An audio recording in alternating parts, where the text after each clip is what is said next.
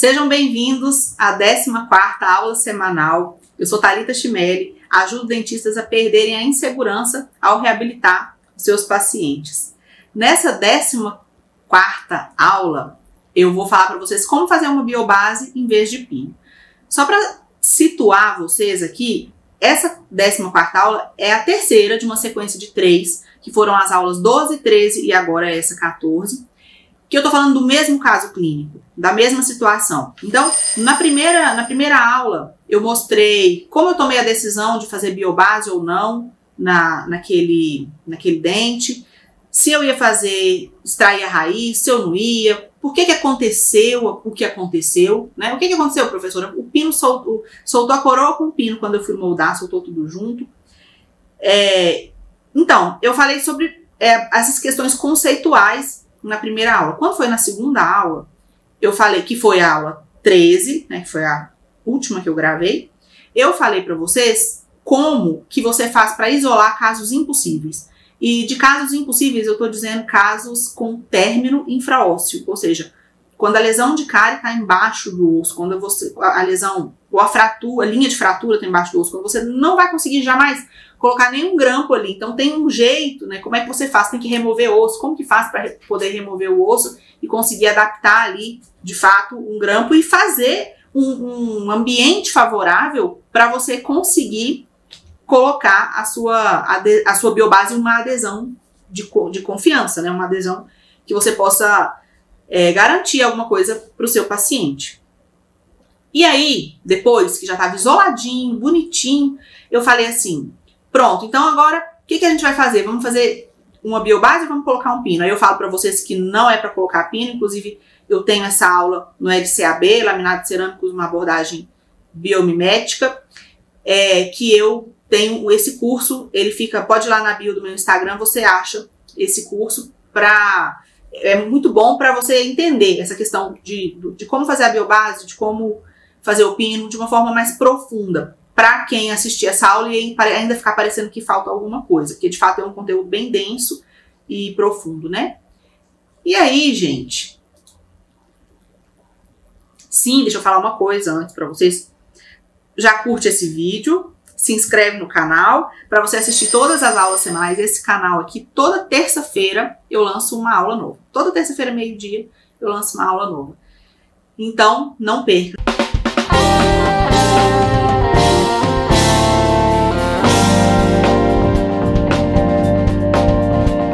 Recapitulando, que eu quero falar do caso que eu tô falando já há 2 aulas, né? Essa aula pela terceira vez, o mesmo caso. Então, foi esse dente aqui que soltou, ó. Esse pré-molar aqui que soltou. Soltou junto com a moldagem, eu não tava esperando, porque eu tava moldando, era o dente 22. E aí eu vou fazer uma sondagem, vi que tá com espaço biológico invadido. E aí eu vejo que eu preciso isolar se eu quiser fazer uma biobase, mas para isolar eu preciso remover osso, afinal de contas, a lesão de cárie que aconteceu por uma desadaptação, inicialmente, né, lá na nossa coroa, essa desadaptação, essa lesão de cárie, o término dessa lesão de cárie, está abaixo do osso. E eu preciso colocar o grampo onde? Eu preciso colocar o grampo entre o dente e o osso. Não posso colocar o grampo no osso nem na gengiva, eu preciso ter dente exposto, raiz, né, uma parte da raiz. E para isso, quando eu não tenho, eu preciso remover o osso para criar artificialmente de novo esse espaço biológico.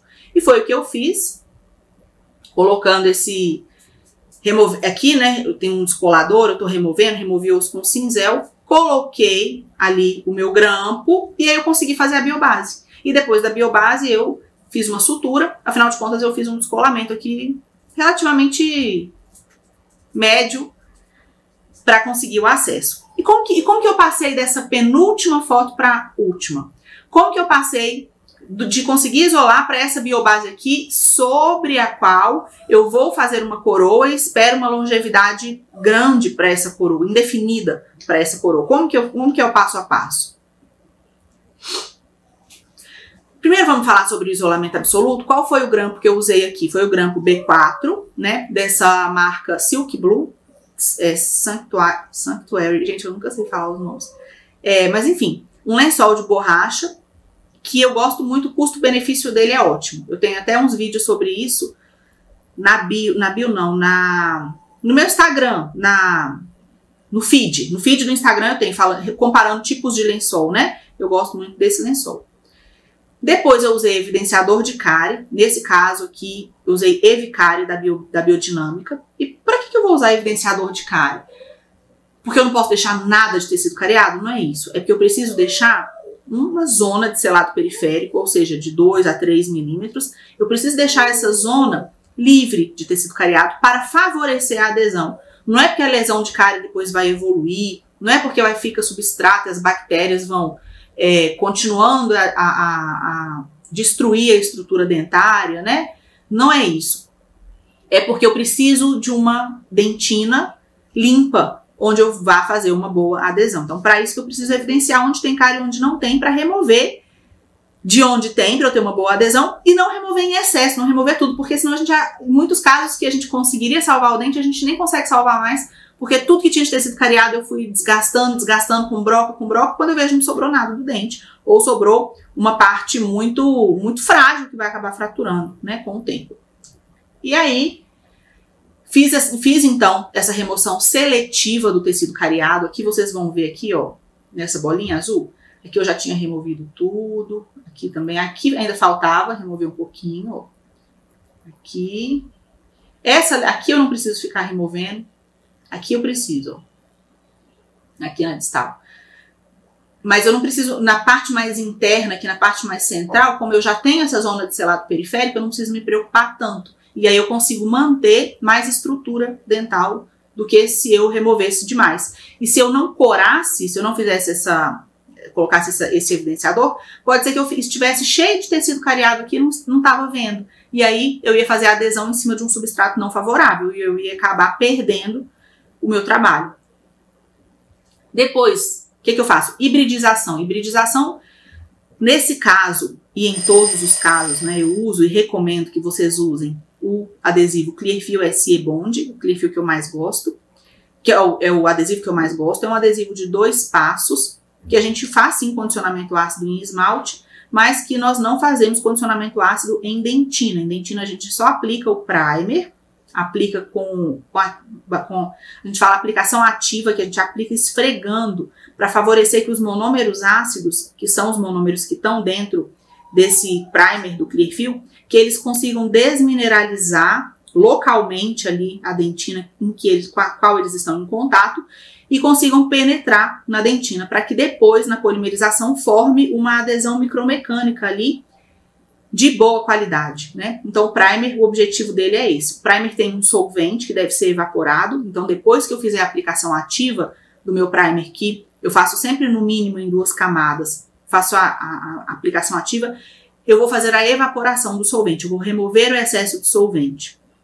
Pode ser com um sugador de endo, um sugador cirúrgico, com a cânula bem fininha para poder ter uma pressão maior e pegar todo o excesso. E eu também gosto de jogar um jato de ar, porque aí eu sei até quando eu vou evaporar. Até quando eu preciso evaporar? É até quando o adesivo não ficar mais fazendo ondinha. É até quando o adesivo não balança, o primer, né, ele não balança, mas que ele já tá uma camada fina, uma película fina. Então aí é hora de eu pegar, normalmente com outro microbrush, o adesivo puro, né, e passar por cima de toda a região onde eu passei o primer. É aqui que tá a grande vantagem de uso desse tipo de adesivo, porque ele tem o frasco de adesivo separado. Então, é uma camada hidrófoba, uma camada que não vai se dissolver na boca ao longo do tempo, pela ação da saliva, dos ácidos da alimentação, da própria alimentação mesmo. Porque é mais resistente do que se fosse um adesivo, por exemplo, universal, ou de frasco único, ou um adesivo simplificado, né? Então, é por isso que eu gosto muito de usar esse tipo de adesivo.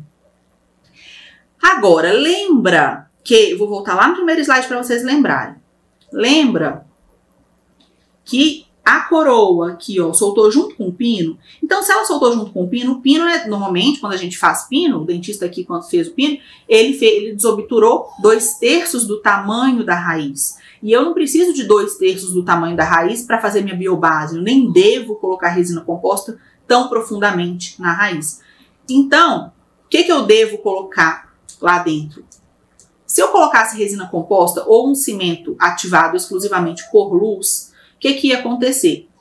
A luz do meu fotopolimerizador não ia chegar lá de uma forma confiável.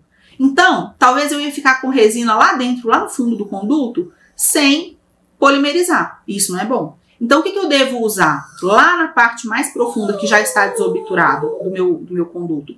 Cimento resinoso dual. De preferência, aqueles que têm um misturador na ponta que você vai apertando para não dar bolha, sabe? Ele vai entrando sob pressão. Ou então, seringa Centrix. Se você tem, por exemplo, um cimento resinoso, você espatula ele, coloca na seringa Centrix, naquela ponta agulhada, aperta e ele vai preenchendo lá dentro o conduto para evitar de dar bolha. Só que eu vou preencher o conduto inteiro? Não. Nesse caso, como eu não tenho férula externa, eu vou manter 4 milímetros de profundidade do conduto, porque nestes 4 milímetros eu vou colocar resina composta depois, e a resina vai polimerizar, porque 4 milímetros eu consigo polimerizar, porque essa férula interna vai fazer parte da minha biobase, tá bom? Então, nessa imagem aqui, ó, onde eu tô passando essa bolinha azul aqui, verde, sei lá, nessa imagem eu tô vendo que tem cimento lá dentro. Aqui não tem. Aqui já tem cimento lá dentro, mas tá deixando ainda 4 milímetros de altura para eu colocar resina lá dentro, tá bom? Qual cimento você usa, professora? Para o seu cimento dual que você usa. Eu gosto demais desse NX3. É o melhor custo-benefício que tem. Esse cimento eu recomendo, gosto muito. E é o que eu uso para fazer isso. Depois, eu vou fazer incrementos horizontais com resina. Mas eu posso usar qualquer resina. Eu devo usar, por exemplo, a Z350, que é uma resina da 3M, que é uma boa resina, bem mais cara do que a Forma, por exemplo. Não devo. Porque o módulo de elasticidade dela não é tão semelhante ao da dentina como, por exemplo, de uma resina Forma. Então, a resina Z350 ela é muito mais dura. Eu não quero uma coisa mais dura do que o dente dentro do dente. Eu quero uma coisa que flexione assim como o dente para evitar fratura, incompatibilidade de materiais, né? Então, por isso que eu gosto de fazer sempre com a resina Forma essa minha biobase. E aí a biobase está concluída, eu tiro o isolamento. Quando eu tiro o isolamento, a gengiva ainda está aberta aqui. Lembra que eu descolei? Então, o que eu vou fazer? Sutura e a paciente acabou, vai para casa. Nas próximas consultas, o que eu vou fazer? Preparo, vou fazer mesmo, porque eu ainda não fiz essa paciente. Essa paciente está em curso ainda aqui no tratamento. Eu vou fazer o preparo para coroa total, ao nível gengival. Na mesial, eu fiz uma elevação de margem com resina composta. Então, eu vou preservar essa elevação que eu fiz. E na vestibular, por que eu vou preparar na vestibular? Por causa disso aqui, ó. Tem esse restinho de esmalte aqui na vestibular. Só que se eu deixar esse restinho de esmalte, quando eu fizer o resto aqui, ó, da minha coroa, da minha onlay, né, no caso seria uma onlay, vai ficar a linha, aparecendo a linha de união. Então, por isso eu vou sacrificar essa parte de esmalte. Mas, professora, não vai ser ruim pro dente? Não vai, porque eu fiz uma biobase muito bem feita, então confio nessa minha biobase aqui. Então, eu posso fazer com tranquilidade, dessa forma como eu tô falando pra vocês. Então, preparo para coroa total, ao nível gengival, vou preservar a DME que eu fiz na mesial. E o preparo na vestibular, eu vou sacrificar aquela parte de esmalte para favorecer a estética. Depois eu vou fazer moldagem de trabalho, moldagem do antagonista, registro de mordida. Isso aí vocês já estão cansados de fazer, porque isso é o básico que acontece para todas as próteses, né? Todas as restaurações indiretas que a gente faz. Selecionar a cor, fotografar o substrato. Gosto de fotografar o substrato com escala, porque aí o protético pode fazer melhor ainda, né? Quando ele estiver fazendo a maquiagem, né? No caso aqui seria uma coroa maquiada. E depois vou fazer um provisório para essa paciente. Vai para o laboratório. Quando voltar do laboratório, vou fazer prova seca, depois prova úmida. O que é prova seca e prova úmida, professora? A prova seca, ela é aquela prova de adaptação. É para eu colocar e ver se em todas as margens houve uma adaptação perfeita entre a coroa, a porcelana e o término, e o dente, né? Ou a resina, no caso, se foi feito DME, se foi feita elevação de margem gengival com resina composta. Então, eu vou fazer essa prova seca primeiro e provavelmente aqui que foi a falha lá atrás de ter aquela lesão de cárie, né? E ter acontecido isso da coroa vir a falhar.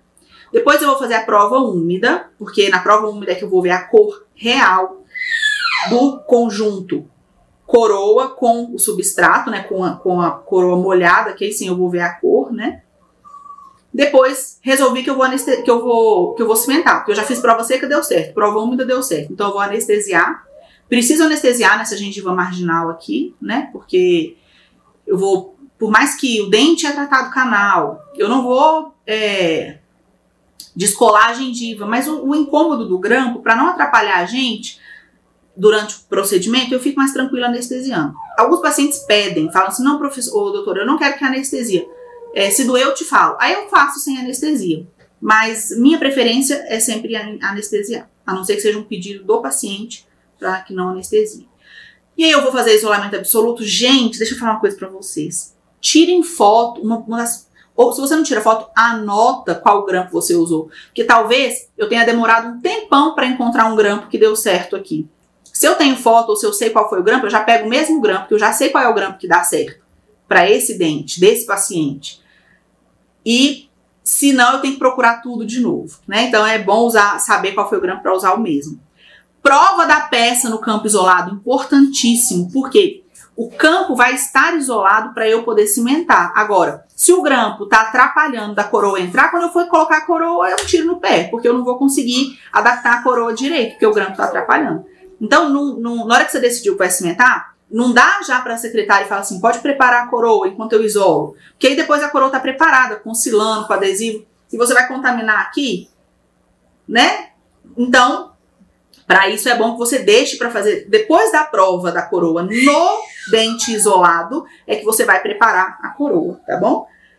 Prepara a peça, prepara o substrato, faz a cimentação propriamente dita, remove os excessos da sua cimentação, faz ajuste oclusal e durma tranquilo e calmo na sua vida. Você fez um bom trabalho, fez o melhor que poderia ser feito para o seu paciente.